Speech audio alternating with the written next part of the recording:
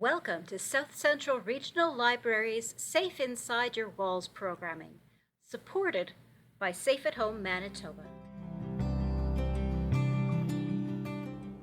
Hi everybody, welcome to another Safe Within Your Walls program brought to you by Safe at Home Manitoba. My name is Cherie, I'm the branch librarian here in Miami. Today we're going to learn how to make a super tasty and easy dessert. There's not too many ingredients in it. We're kind of going to be doing 2 layers in the dessert. So the first layer is just whipped cream, cream cheese, sugar and vanilla.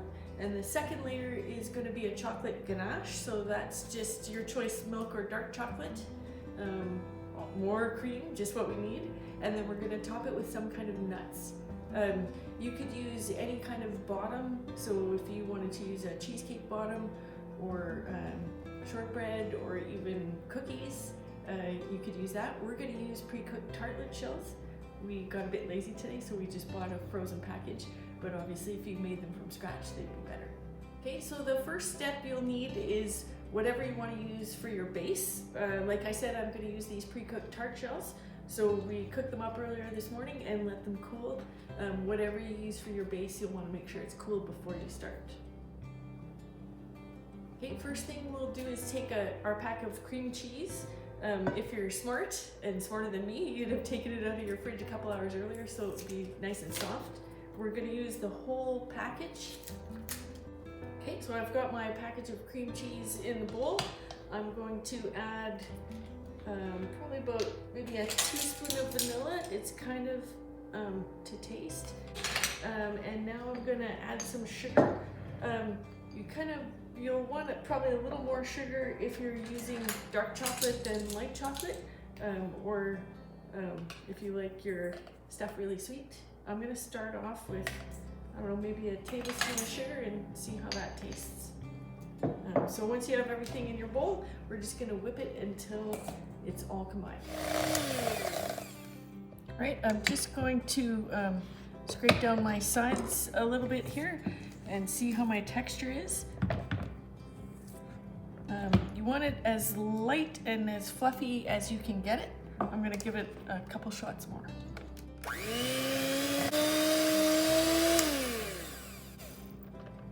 Okay, that looks pretty good. If you want, you could taste it and make sure there's enough sugar in there for you. But we're going to be combining it with sweetened whipped cream. So keep in mind it'll get a little sweeter than it tastes right now. Okay, and the next stage of the filling is to make some sweetened whipped cream. I'm going to use 1 cup of whipping cream.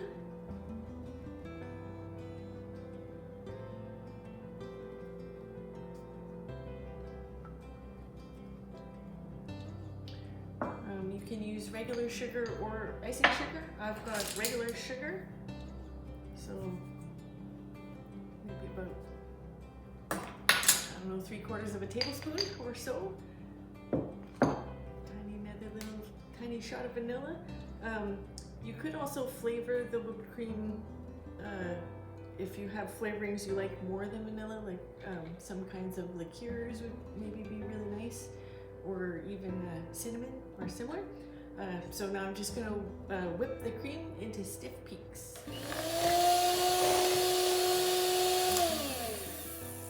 Okay, after a couple of minutes of beating, we have stiff peaks, so they stay on your beater like that.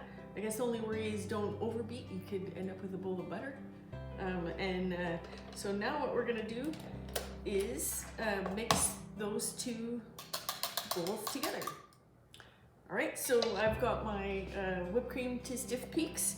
I've got my nice whipped cream cheese with sugar and vanilla, and now I'm gonna fold the 2 together. So a good way to do it is take a portion of the whipped cream and add it to the cream cheese portion and just gently fold it in. That'll kind of lighten up this bowl, and then when you add the rest of the whipped cream, it won't deflate nearly as much. I don't know if you can see the technique, so you just kind of run it through and fold it over, run it through and fold it over like that. And then when that little bit's mostly incorporated, we'll add the next little bit of whipped cream. Same technique, and slice through and fold it over like that.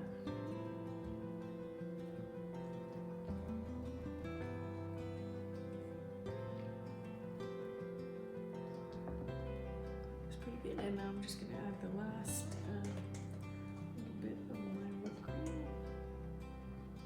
cream. You might not want to use all the whipped cream. Depending on your brand of cream cheese, it can taste a little different. You'll want your final product to taste more like cream cheese than whipped cream.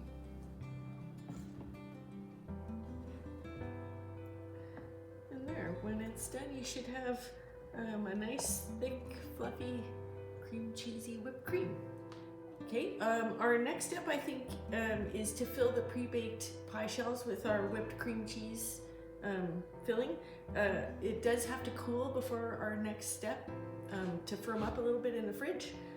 So you could use a piping bag, you could just use a spoon to fill it. I don't have a piping bag, so I'm going to show you kind of a neat trick. So just taking a Ziploc bag and putting it in a cup here. That's mainly just to hold the top of the bag open.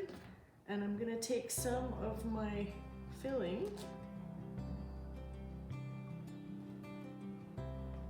and put it in like that. And you can pull the edges of the bag up as it fills.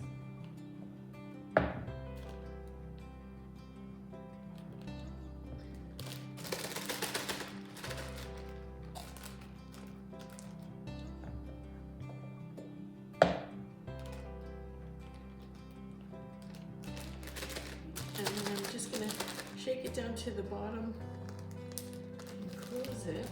And now what I'm going to do is just clip that little edge off, and I can use that as my piping bag. Okay, so I'm just going to clip off this little end piece here. And when I squeeze on the bag, it's just going to come out really nice like that.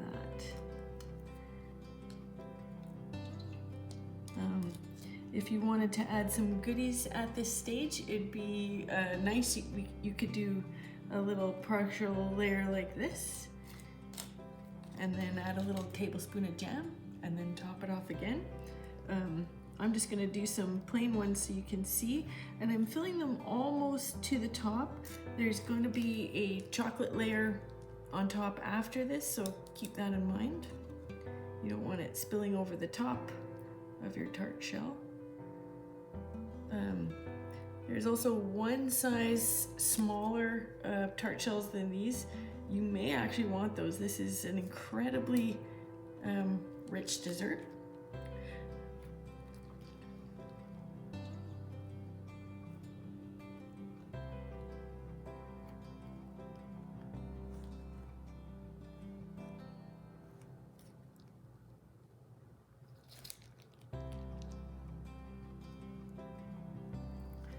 So I'm going to end up with a little bit of my filling left.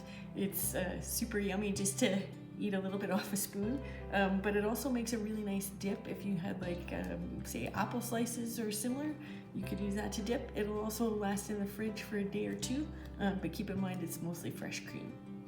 Okay, so now I'm just going to take these and I'm going to put them in the fridge to firm up while we make our ganache topping.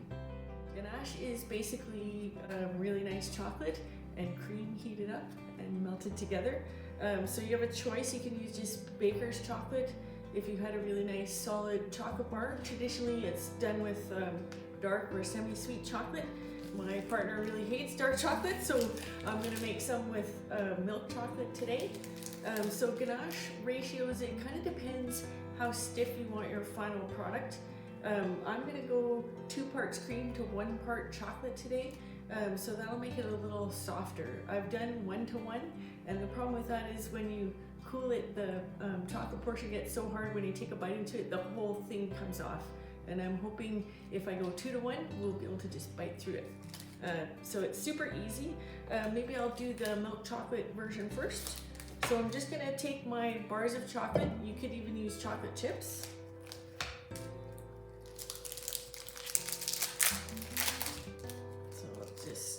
Open them up, and we're gonna chop them into quite small pieces. So if it's too big, you can, it sometimes can take too long for the chocolate to melt in the hot cream, and then the ganache can get kind of weird grainy texture. So you wanna cut them fairly small. So I'm going to use about, I think my ratios are 1 cup of cream to 4 ounces of chocolate. I've got Jersey milk here. I'm certain like baker's chocolate like this in milk chocolate would work as well. Or if you have really nice expensive chocolate, I don't know if you want to waste it on a dessert that you have to share. So yeah, we're just gonna kind of chop it roughly like this. Ooh, it does go flying a little bit.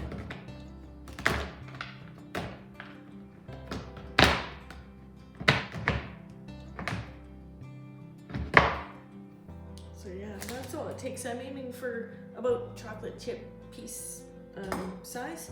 So I'm just gonna put it in a heat-proof bowl.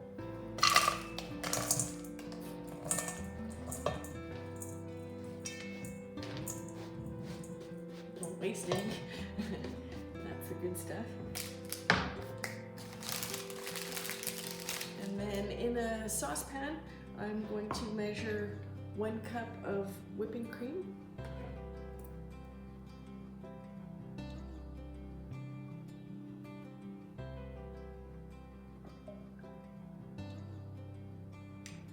I'm going to put this over medium heat and kind of watch it. I don't want it to boil, I want it to just barely be simmering. So you might see a little steam coming off the cream and some bubbles around the edges. I'll show you what it looks like. Okay, so here is approximately what the cream should look like when you're ready to pour it over your chopped chocolate. All right, so once you have your hot cream, we're just gonna pour it all over our chocolate. And then just let it sit for about 3 to 5 minutes. Don't stir it, don't touch it, just let it sit. Okay, it's been about 3 or 4 minutes, so I'm just gonna start stirring gently. The chocolate chips should have started, or chocolate should have started melting by now. And it'll start off looking a bit yucky, but just stick with it, and eventually everything will combine nicely. You could use a whisk, I guess, instead of a spatula like I am. Here we go. So while this is really hot, it's going to be really runny. So if you wanted to use it as a glaze, you could just pour it over while it's really runny like this. Another thing you can do is let it cool a little bit and then spoon it over. And one other thing you could do is actually use a beater and whip this up. It makes kind of like a mousse texture. Okay, so that's basically our milk chocolate ganache. So this is pretty runny.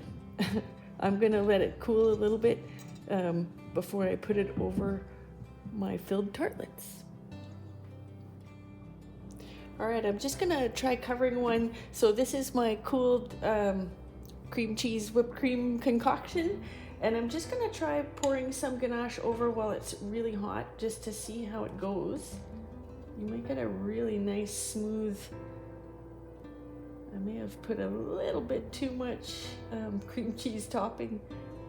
I think it's nicer if it's a little bit thicker. It's a little bit easier.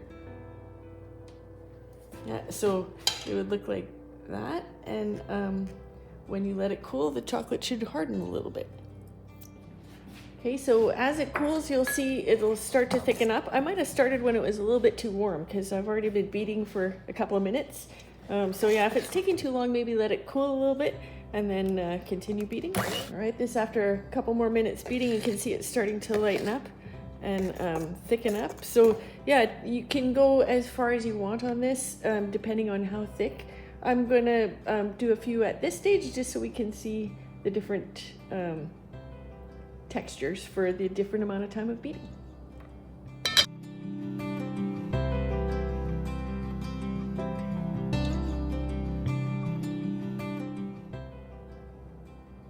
All right, obviously you could do this step with a piping bag as well. So I'm just gonna put one last layer. Ooh, look how nice that looks. Yeah. So these taste actually very similar to just a plain old cheesecake. And the last step I would do is top with either some sliced fruit or with some sliced nuts. I've got some pecan halves here. It'd be really nice. I guess if you haven't had enough whipped cream, you could top it with whipped cream as well.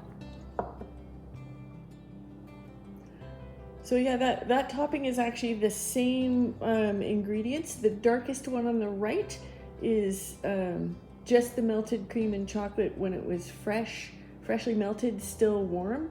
The second kind of smoother one is when it had cooled to room temperature with a little bit of using the beater. And the very back one with the nut is when I beat it until it was actually totally room temperature and it started fluffing up. So I'm gonna put these in the fridge and they should harden up a little bit more as the chocolate cools.